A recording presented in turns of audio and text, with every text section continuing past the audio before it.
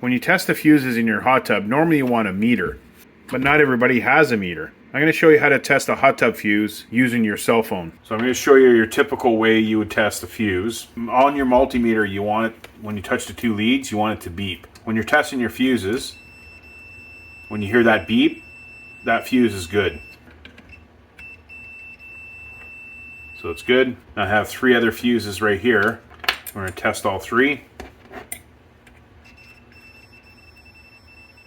So that one's good. Test the next one. This one tests bad. There's no beep. Test the third one. That one's good. So we got this one that's good, this one's bad, this one's good. So I'm going to show you on your cell phone, if you don't have a multimeter, or say it's at the truck. So everybody has a cell phone on them all the time. So with your finger, you're always, you can scroll through like this. So these 2 fuses are good. So right on the glass, you can move it around. Even if you flip it over. So that one there, this one's a good one too. This is the bad one.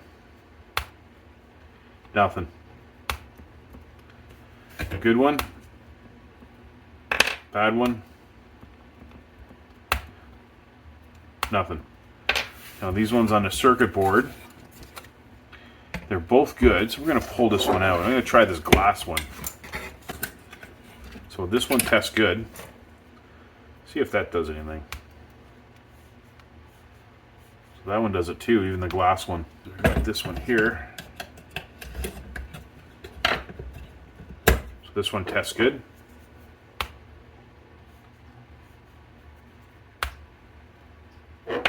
This is kind of weird. I don't know why it does it, but this is the bad one. So if you don't have a multimeter, most people have a phone. Probably more people have a cell phone rather than a multimeter. So if you're looking to test your fuses, just use your phone.